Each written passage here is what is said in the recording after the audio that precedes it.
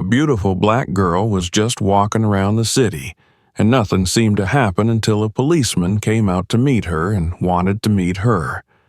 She politely refused him. Not used to receiving such responses, the policeman got angry and in anger slapped her hard on the face. Despite the fact that she was a girl, it did not outrage him. The worst part was that this was just the beginning of her torture in the hands of the tyrant cop. What he didn't know was that her father was no ordinary man. You will be shocked when the truth comes out. Be sure to subscribe to the channel and write in the comments where you watch this video from. The city streets buzzed with the usual hum of life as the evening began to set in. The tall buildings cast long shadows over the sidewalks, and people hurried about their business. Among them was Emily, a beautiful young black woman with a confident stride. She walked through the heart of the city, enjoying the warmth of the day fading into a cool evening breeze.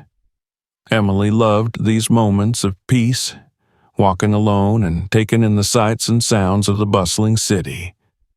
She had no idea that her peaceful evening stroll was about to take a dark turn. As Emily made her way down the sidewalk, she noticed a white police officer standing by his patrol car, watching her intently. His gaze lingered on her for longer than she liked, but she brushed it off, trying to ignore the unease creeping up her spine. However, as she passed him, he stepped forward, blocking her path. "Hey, miss, can I talk to you for a second?" he asked, a forced smile on his face. Emily paused, feeling a wave of discomfort. The officer's demeanor was friendly on the surface, but there was something about the way he looked at her that made her skin crawl. She didn't want to engage, but she also knew better than to be outright dismissive with a police officer. Taking a deep breath, she smiled politely. "I'm sorry, officer, but I'm in a hurry," she said, trying to keep her tone neutral. The officer, whose name tag read Jason, narrowed his eyes slightly, his smile fading as his eyes raked over her. "Come on, I'm just trying to be friendly. What's the rush?" he pressed, stepping closer, invading her personal space. Emily's discomfort deepened. She could sense his insistence, but she kept her composure. "I appreciate it, but I really have to go," she repeated, her voice firm but polite. Jason's expression hardened, the friendly facade slipping away entirely. He wasn't used to being rejected, especially not by someone like her. He took another step forward, his hand brushing against the baton on his belt. "Are you sure you want to walk away from me like that?" His tone was no longer friendly. It was threatening. Emily's heart pounded in her chest. Fear began to coil in her stomach as she realized this situation was taking a dangerous turn. She took a small step back, trying to put some distance between them. "I'm not looking for any trouble," she said, her voice shaking just slightly. But it was too late. Jason's face twisted in anger, his temper flaring at her resistance. Without warning, he swung his hand across her face, the force of the blow sending her stumbling back. Pain shot through her cheek as she clutched her face in shock. "What the hell is wrong with you?" she gasped, her voice filled with disbelief and fear. Jason's eyes gleamed with a dangerous light as he reached for his radio. "We've got a suspect resisting arrest here," he said into the device, his voice cold and authoritative. "Send backup." Emily's heart raced. This couldn't be happening. She hadn't done anything wrong, and now she was being treated like a criminal. She looked around desperately for help, but the few passers-by who had been nearby had either hurried away or were too afraid to intervene. Within minutes, 2 more police officers arrived, their faces stern and emotionless. Jason pointed at Emily as though she were some dangerous threat. "She's resisting arrest," he said, his voice filled with venom. Before she could protest, the officers moved in. One of them grabbed her arm roughly, twisting it behind her back while the other shoved her to the ground. Emily screamed in pain as her body hit the cold, hard pavement. They didn't care about her cries for mercy or the fact that she hadn't done anything wrong. To them, she was nothing but a target. "Stop, please! I haven't done anything," Emily pleaded, her voice breaking as tears streamed down her face. But her cries fell on deaf ears. Jason watched with a smirk as his fellow officers restrained her, enjoying the power he held over her in that moment. He crouched down next to her, leaning in close so only she could hear him. "You should have just been nice, sweetheart," he whispered darkly. "Now look at the mess you've made." Emily's heart pounded as she struggled to breathe, the weight of the officers pressing her down into the ground. The pain in her body was nothing compared to the terror she felt. This was a nightmare, and she had no way to wake up from it. As they roughly pulled her to her feet, her arms twisted painfully behind her back, Jason stepped forward once more. His hand gripped her chin tightly, forcing her to look up at him. "You're under arrest for resisting a police officer," he sneered, "and trust me, you're going to regret crossing me." The officers shoved her into the back of the police car, slamming the door behind her. Emily was left alone in the cold, dark interior of the vehicle, her mind racing. This wasn't just an arrest. This was an assault on her dignity, her rights, and her very existence. As the car sped away toward the police station, Emily's mind spun with fear and disbelief. What had she done to deserve this? She was just trying to live her life, and now she was being treated like a criminal. The thought of what awaited her at the station made her stomach turn. She could only pray that someone, somehow, would help her. But for now, she was completely at their mercy. The harsh, fluorescent lights of the police station flickered above as Emily was dragged through the station's entrance, her wrists tightly cuffed behind her back. The cold metal bit into her skin, and her entire body ached from the brutal force the officers had used against her. Fear pulsed through her veins, but she knew pleading would do no good here. These men weren't interested in her innocence. They had already decided she was guilty of something, anything, and now they were going to make her pay. Jason, the officer who had started it all, walked behind her, a cruel smirk playing on his lips. His eyes glinted with a sick satisfaction, knowing full well that no one in this place would question his actions. As they marched through the station, Emily saw other officers glance her way, but none of them seemed concerned. In their eyes, she was just another suspect, another criminal brought in by one of their own. They reached a small, windowless interrogation room at the far end of the station. The walls were bare, the air stifling. One of the officers pushed her roughly into a chair, securing her arms to the back of it. Her hands throbbed from the tight cuffs, and her mind raced as she tried to process what was happening. Jason closed the door behind him, and Emily's heart sank. She was trapped. "Well, well, look where we are," Jason said mockingly, circling her like a predator stalking its prey. "You should have just cooperated. This didn't have to happen." "I didn't do anything," Emily said, her voice trembling but firm. She fought to keep her composure, despite the panic rising inside her. "You know I didn't do anything." Jason paused, leaning in close so their faces were only inches apart. "You think I care? Do you really think anyone here cares about what you did or didn't do?" Emily stared at him, horrified by the coldness in his eyes. It was as though he took pleasure in her fear, feeding off her helplessness. He straightened up, his smirk widening. "You're going to have to play along if you want to make it out of here, sweetheart," he continued, pacing back and forth in front of her. because as far as we're concerned, you're a threat to national security." "What?" Emily blinked in disbelief. "National security? That's ridiculous." Jason stopped pacing, his expression turning dark. "Ridiculous, huh? You think we're joking around here? You've been classified as a potential terrorist. You were resisting arrest, acting suspiciously.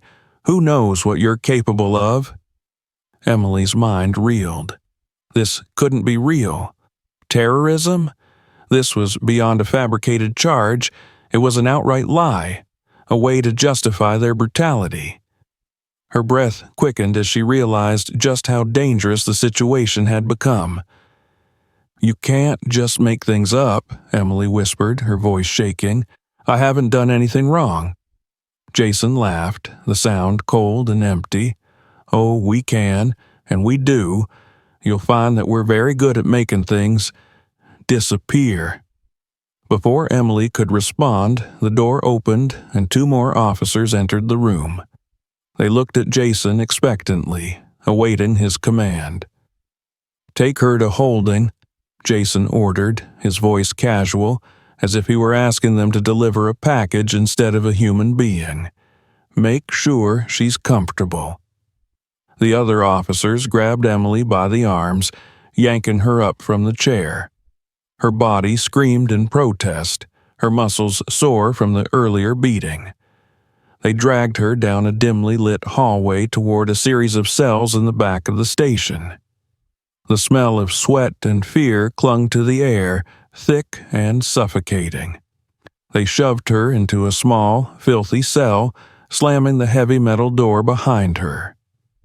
The room was cold, the concrete walls bare and unforgiving.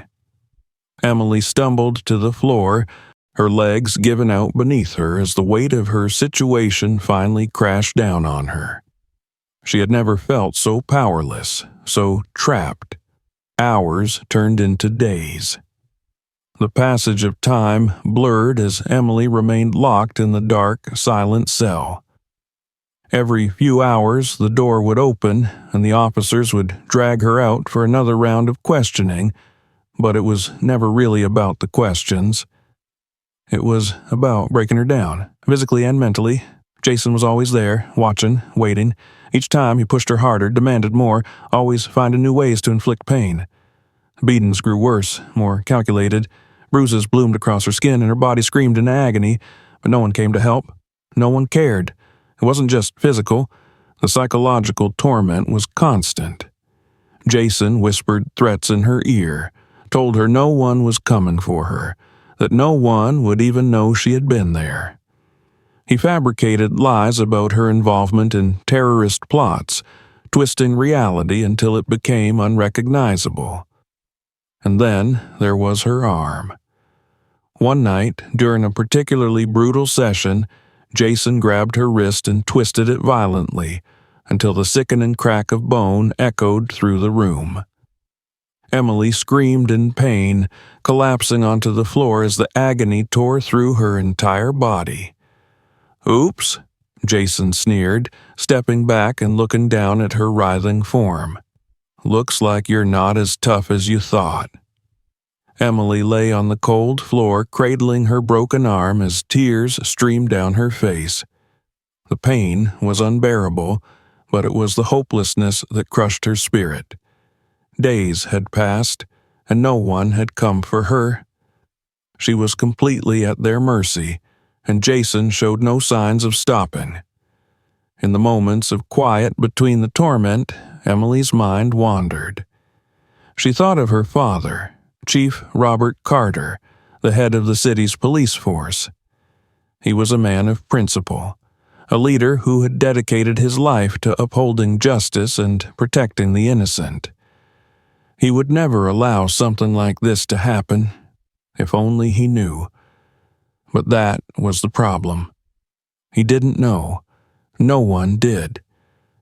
Emily's heart ached with the thought of her father's worry, his frantic search for her. She knew he would be tearing the city apart to find her, but how long would it take? Would he ever find out what had really happened to her? Or would she disappear, just like Jason had threatened? As the door to her cell creaked open once again, Emily forced herself to sit up, though every movement sent fresh waves of pain through her broken body. The officer entering this time wasn't Jason, but he was just as cold, just as indifferent. "Time for another round," he said, his voice devoid of emotion as he reached for her. Emily's heart sank as she realized that her nightmare was far from over. The soft hum of the city filtered through the half-open window of Chief Robert Carter's office.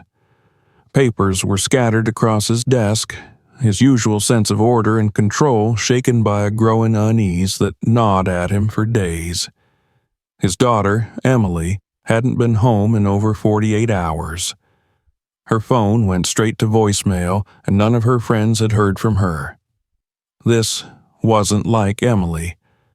She always kept in touch, no matter how busy she was. The unease had now transformed into full-blown fear.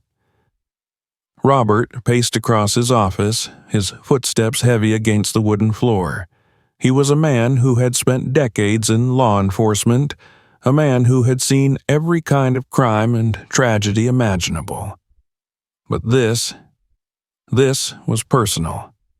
His mind raced with the possibilities, each one darker than the last.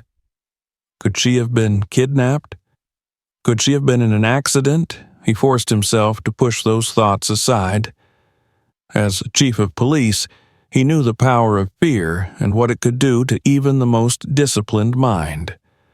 But as a father, that fear was suffocating him. His instincts screamed that something was very, very wrong. With a deep breath, he picked up the phone on his desk and dialed a number. The line rang only once before his deputy, Officer Daniels, picked up. "Chief, what's going on?" Daniels' voice crackled through the receiver, tinged with concern. "Daniels, I need you to send out a citywide alert. My daughter's missing," Robert said, his voice steady but urgent. There was a pause on the other end of the line. Daniels had worked with Robert for years, and in all that time, he had never heard the chief sound like this.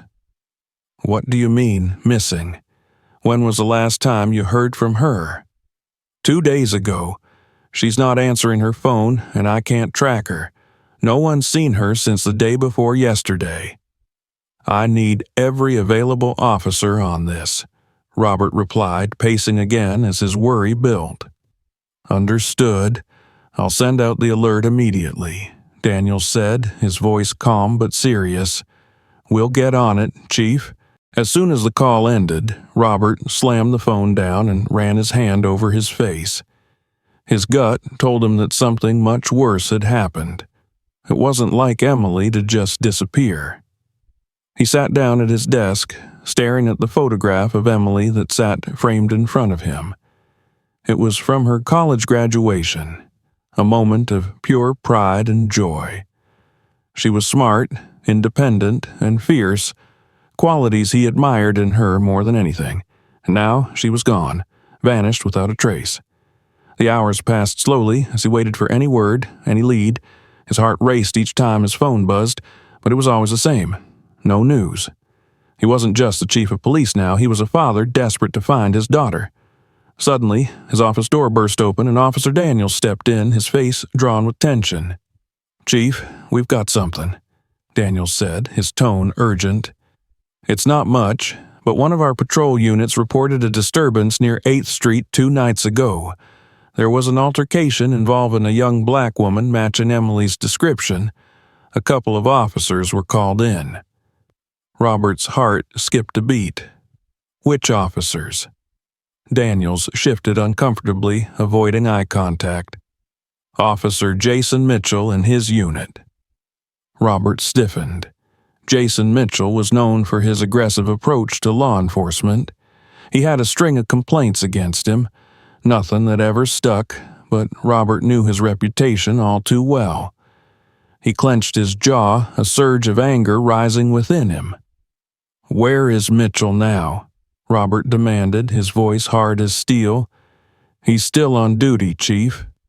"But," Daniels hesitated, glancing at the floor. "There's more. We checked the logs. It looks like Emily was brought into the station that night, but there's no official record of her release. In fact, there's no paperwork at all. She was never processed." Robert felt as if the ground had been ripped out from under him. Emily had been in police custody, in his own department, and no one had told him? His pulse quickened, the pieces of the puzzle snapping into place. Jason Mitchell. The missing paperwork. The silence. "Get Mitchell in here. Now," Robert growled, his voice low and dangerous. Daniels nodded, leaving the room quickly. Robert sat behind his desk, gripping the armrests of his chair so tightly his knuckles turned white. His heart pounded in his chest, a mix of fury and terror flooding his system. He had always prided himself on running a clean department, but now his own daughter was being kept somewhere under his nose, and Mitchell was involved. He waited, his mind racing through the possibilities. The station was his domain. How could this have slipped through his fingers? And Emily, his Emily, the thought of her being in the hands of someone like Mitchell made his stomach turn. After what felt like an eternity, the door swung open again. Officer Jason Mitchell strolled in, his usual cocky grin plastered on his face as if he were walking into a casual meeting. Robert's blood boiled at the sight of him. "Chief, you wanted to see me?" Jason asked, leaning casually against the doorframe, seemingly oblivious to the storm brewing in the room. Robert didn't waste time on pleasantries. "Where is my daughter?" Jason blinked, caught off guard. "Your daughter? I don't—" "Emily, my daughter, where is she?" Robert's voice was dangerously calm, but there was an edge to it that made Jason's smile falter. I don't know what you're talking about, Chief," Jason stammered, his bravado slipping as he realized the gravity of the situation. Robert stood up, his imposing figure towering over Jason. "Don't play games with me. You were the last person to see her, weren't you?" Jason shifted nervously, beads of sweat forming on his forehead. "Chief, Look, there was a misunderstanding, okay? We thought she was involved in something serious." "Involved in what?" Robert interrupted, his voice rising. "You brought her into this station, and there's no record of her release. No charges, no paperwork. So tell me, Officer Mitchell, what have you done with my daughter?" Jason swallowed hard, realizing that there was no easy way out of this. "Chief, she resisted arrest, okay? We thought she might have been dangerous, but it's not what you think. Where is she?" Robert's patience was wearing thin, his voice growing louder and more commanding with every word. Jason hesitated, but the pressure was too much. "She's in holding," he admitted, his voice barely above a whisper. Robert's heart dropped. His worst fears were confirmed. Emily had been right there, in his own department, suffering God knows what at the hands of his own officers. His rage flared, and he stepped closer to Jason, his eyes blazing with fury. "You're going to take me to her, now," Robert ordered, his voice deadly calm. Jason nodded quickly, too terrified to argue. He led Robert down the hall toward the holding cells, his mind racing with excuses, but he knew there was no escape now. Robert Carter was a man who wouldn't stop until he got what he wanted, and right now he wanted his daughter back. As they reached the cells, Robert could barely contain his anger. His entire world had been turned upside down in a matter of hours, and the thought of what Emily had endured made his blood run cold. When Jason unlocked the door to the holding cell, Robert stepped inside, his breath catching in his throat as he saw her.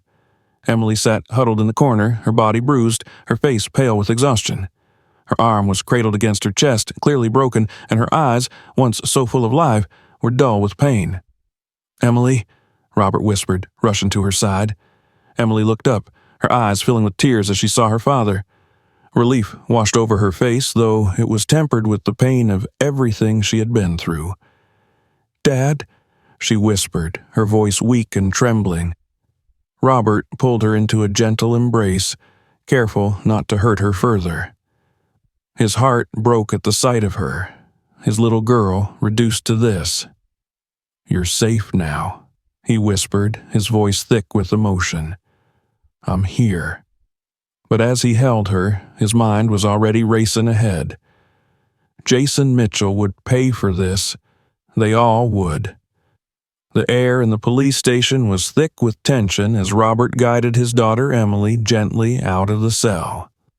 Every step he took was filled with purpose, but the fire burning inside him only grew stronger with each passing second.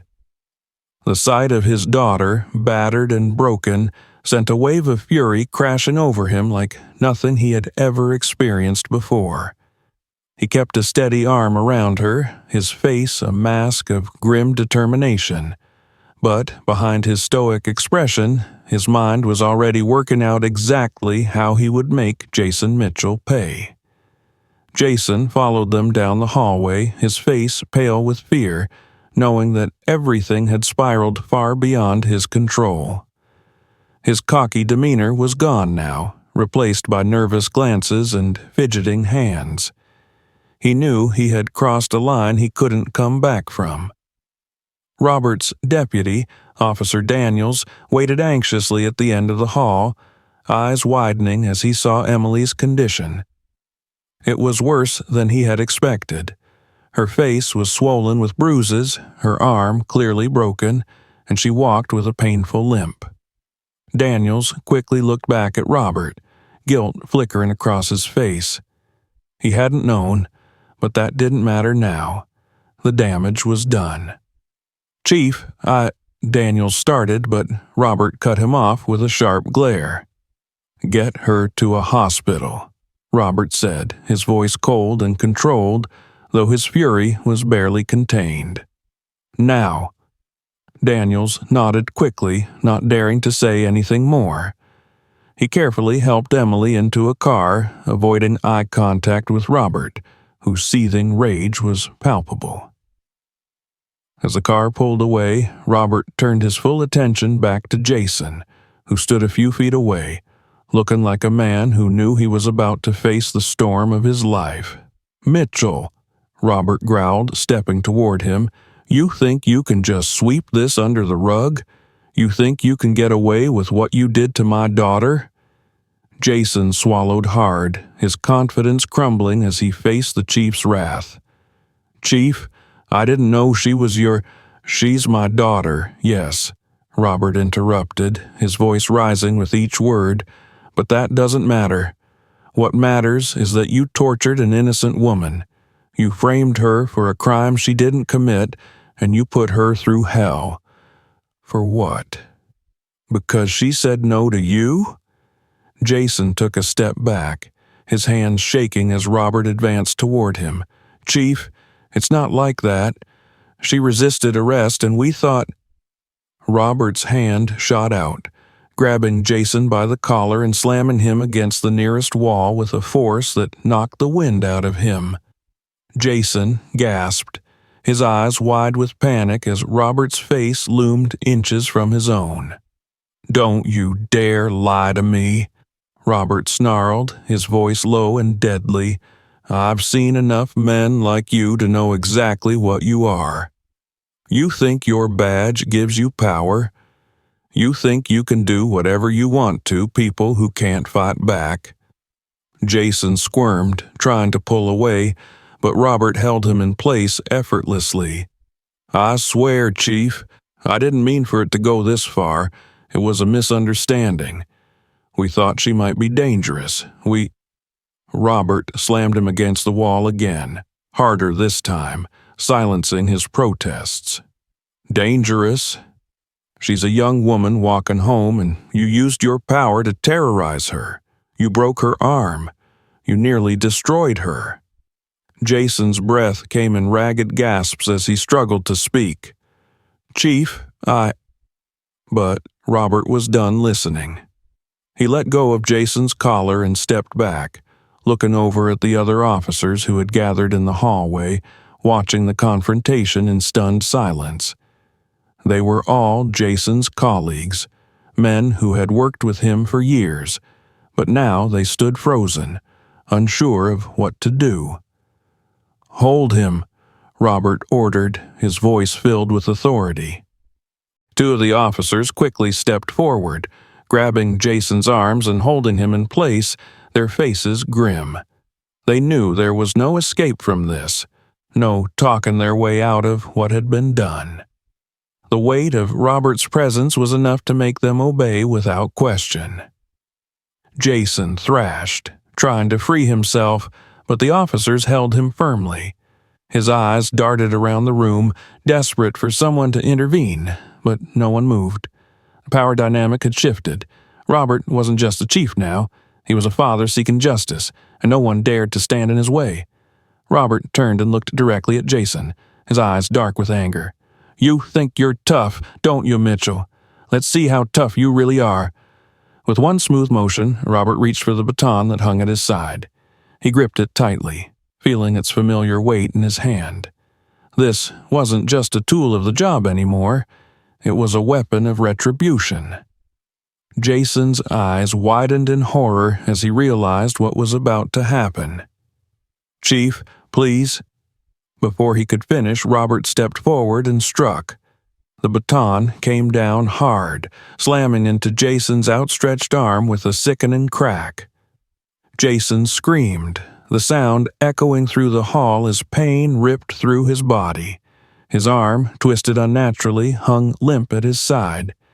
The officers holding him barely flinched, their faces expressionless as they continued to restrain him. They knew better than to interfere. This was beyond the line of duty now. This was personal. Jason fell to his knees, gasping for breath, his face twisted in agony. Tears streamed down his cheeks as he clutched his shattered arm, the reality of his situation sinking in. He wasn't the one in control anymore. Robert stood over him, his expression cold and unyielding. "That's for my daughter."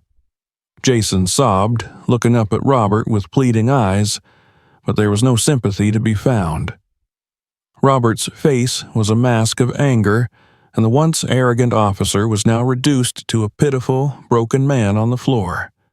The other officers remained silent, watching as their colleagues' downfall played out before them. No one said a word. No one dared to intervene. This was Robert's moment of justice, and they knew it. Robert turned away from Jason, his heart still pounding with fury, but his mind already moving to what came next. Jason Mitchell would pay for what he had done, but this wasn't just about him anymore. It was about every officer who had turned a blind eye, every person who had let the corruption in his department fester without consequence. "Take him to a cell," Robert ordered the officers, his voice steady but filled with authority. "And don't let him out until I say so." The officers nodded, dragging the sobbing Jason down the hall. He was no longer the predator he once thought he was. Now, he was the prey. As they disappeared into the holding area, Robert stood in the middle of the station, his mind reeling. The weight of what had just happened pressed heavily on him, but there was no room for regret. Not yet. He had done what any father would do. He had fought for his daughter's justice, and he would continue to fight no matter the cost. But as the adrenaline began to fade, one thought lingered in his mind. Emily needed him now more than ever. The station was quieter than usual that morning, a tense silence hanging in the air like a storm cloud that hadn't yet broken. Every officer knew what had happened the previous night, how Jason Mitchell had crossed the line, and how Chief Robert Carter had delivered his own brand of justice. The whispers had spread like wildfire through the ranks, and now no one dared to speak too loudly or make eye contact as Robert strode through the building. But Robert wasn't concerned with the whispers. He wasn't concerned with the shocked stares of his subordinates. His focus was singular now. Justice for Emily. He had spent a sleepless night sitting by her hospital bed, watching her breathe, seeing the bruises on her face, her arm wrapped tightly in a cast. The sight of his daughter, broken and vulnerable, had only hardened his resolve. There would be no mercy for the man who had done this. Jason Mitchell was still in his cell, his arm hanging uselessly at his side after Robert had shattered it with a single blow. The other officers had locked him up without question, but now the moment had come to decide his fate. Robert had promised justice, and he was going to see it through. He walked into the holding area, his heavy boots echoing against the concrete floor.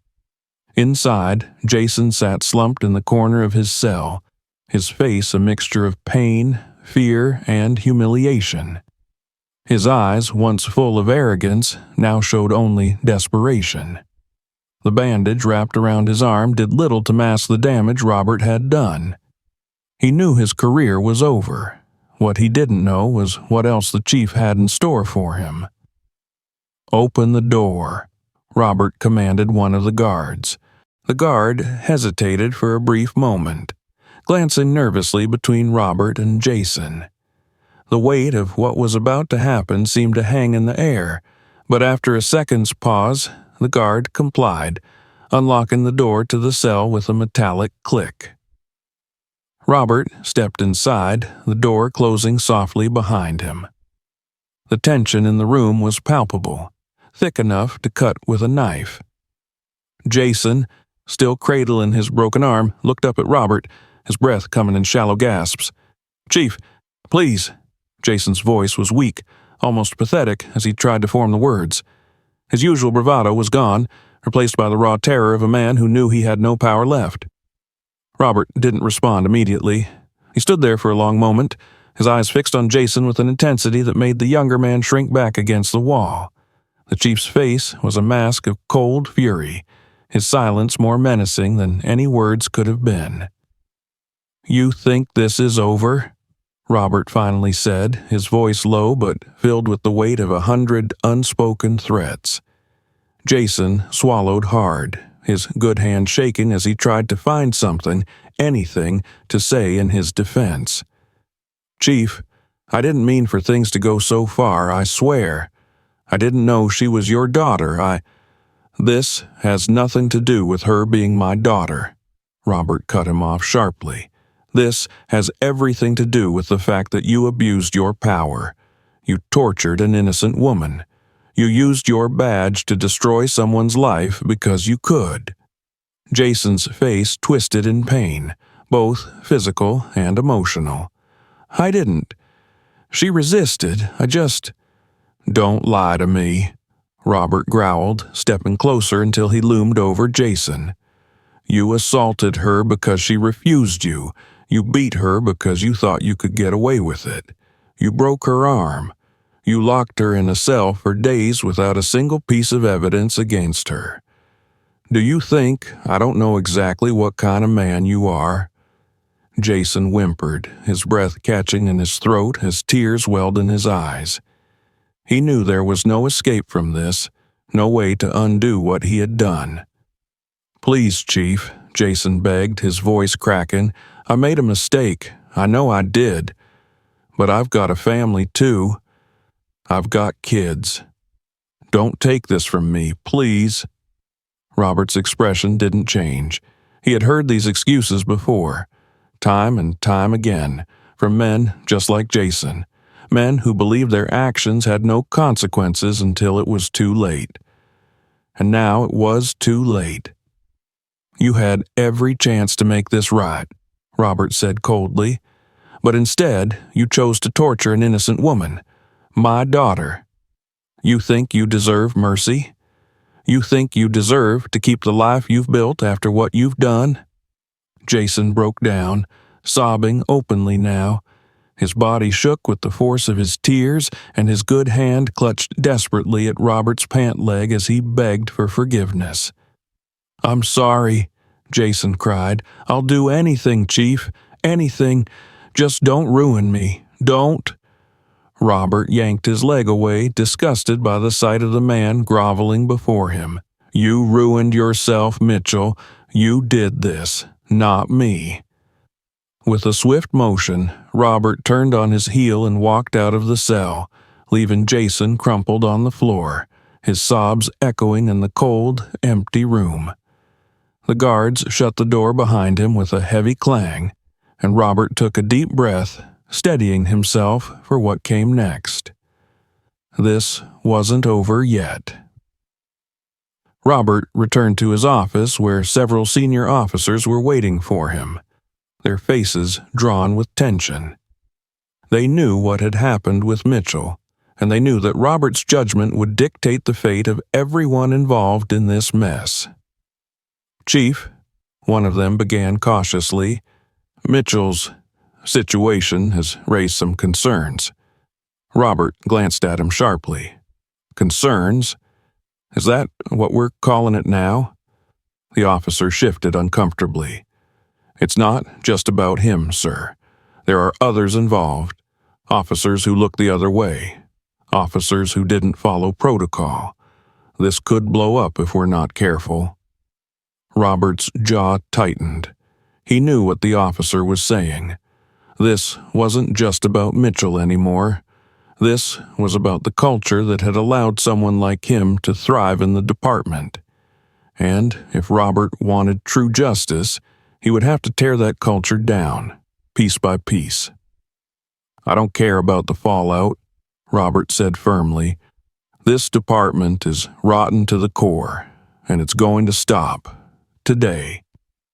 The room fell silent as his words sank in.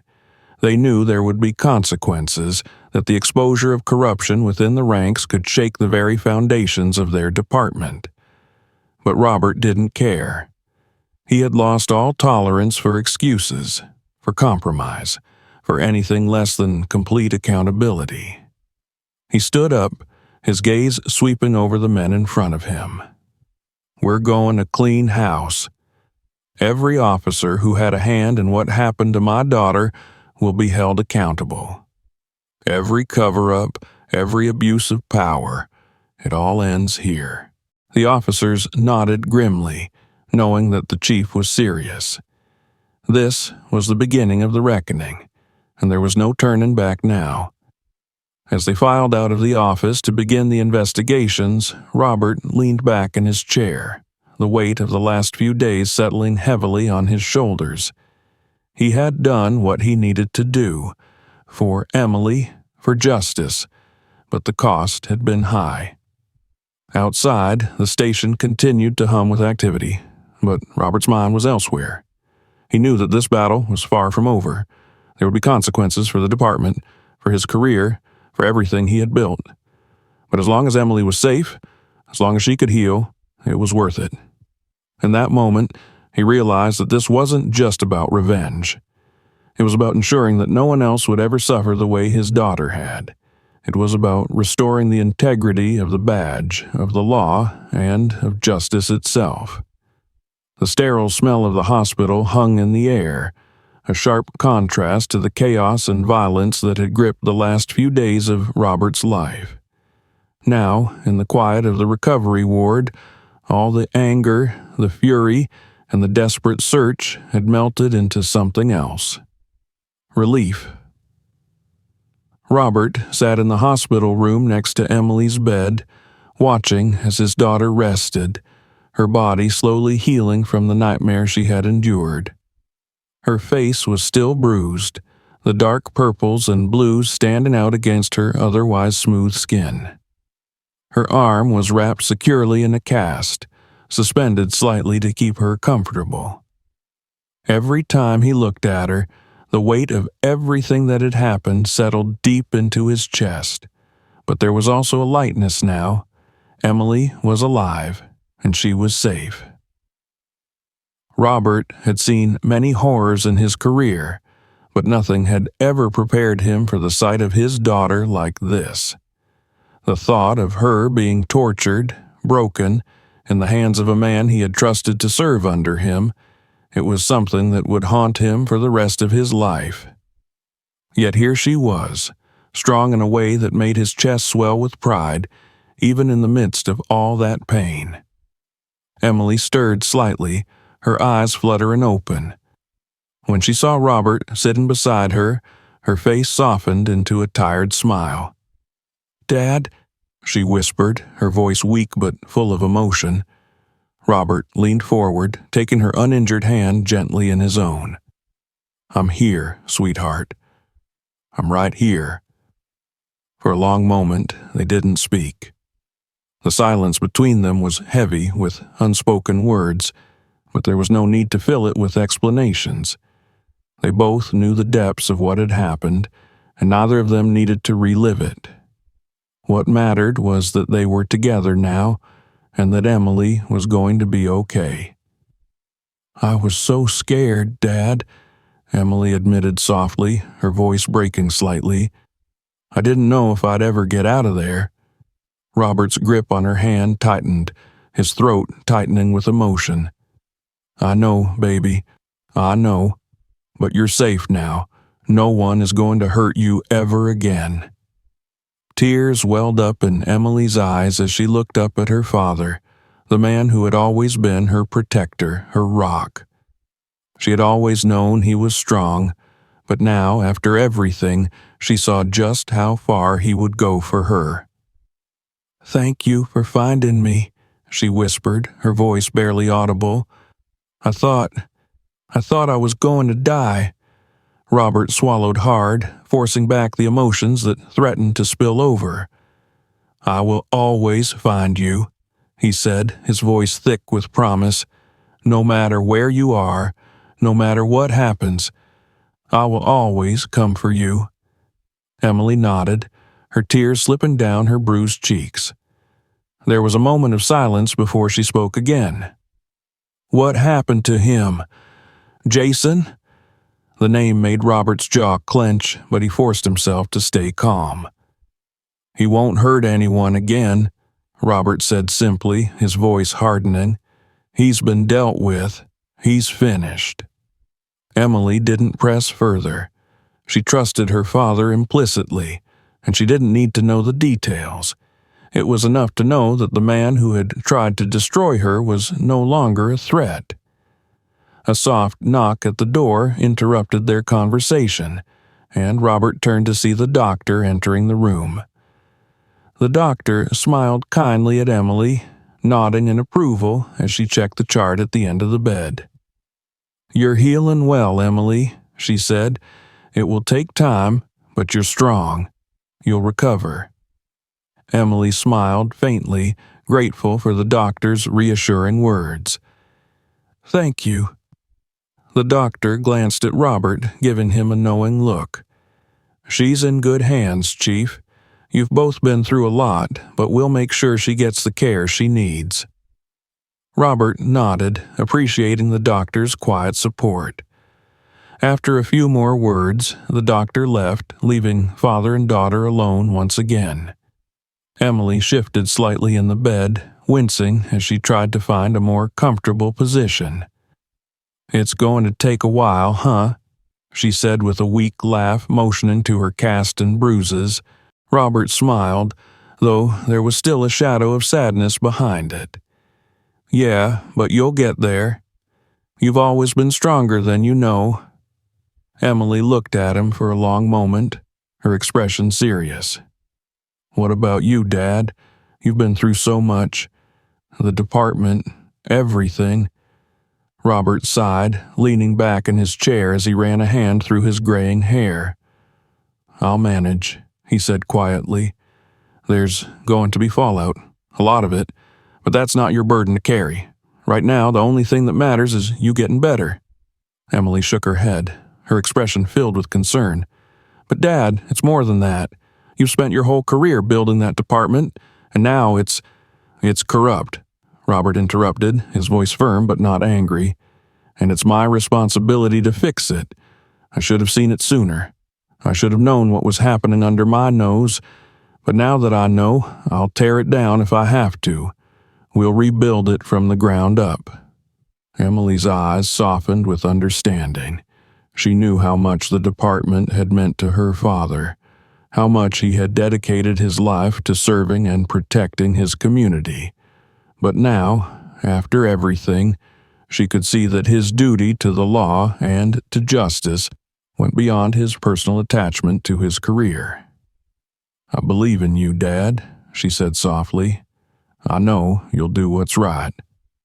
Robert smiled, though it didn't quite reach his eyes. "Thank you, sweetheart. That means more to me than you know."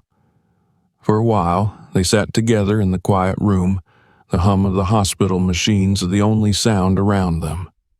The tension that had consumed their lives for the past few days seemed to slowly dissipate, replaced by the warmth of their bond, the strength of their love for each other. "I'm going to get through this, Dad," Emily said after a long pause, her voice filled with determination. "I'm not going to let what happened break me." Robert looked at her with pride swelling in his chest. "I know you will. You've always been strong." Emily reached out her hand again, and Robert took it, holding on tightly. "We'll get through it together," she said softly. Robert nodded, his heart heavy but filled with resolve. Together. As the hours passed, they talked quietly, sometimes falling into comfortable silence. The worst was behind them now, and though there were battles ahead, both personal and professional, there was also hope. They had each other, and that was enough. The door opened once more, and a nurse stepped in, offering a soft smile as she checked on Emily. "It's almost time for you to rest, Miss Carter," she said gently, "but you'll be going home soon." Emily smiled gratefully, and Robert stood, leaning down to kiss his daughter on the forehead. "I'll be back tomorrow," he promised. As he turned to leave, Emily's voice stopped him. "Dad?" Robert paused, looking back at her. "I love you," she whispered, her eyes filled with the depth of everything they had been through. Robert smiled, his heart full. "I love you too, Emily." And as he walked out of the hospital, into the bright morning light, Robert knew that whatever the future held, they would face it together. As Robert walked out of the hospital, the weight of the past days began to lift. His daughter was safe, justice had been served, and though the road ahead would be challenging, they would face it together. He took a deep breath, feeling a sense of closure, knowing that he had done everything in his power to protect his family and rebuild what was broken. But this was just the beginning. For Emily, for the department, and for everyone who had been wronged by those who abused their power, change was coming. If this story moved you, don't forget to like, comment, and subscribe.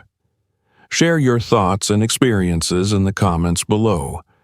Your support helps spread awareness and bring stories like this to life. Thank you for watching, and stay tuned for more.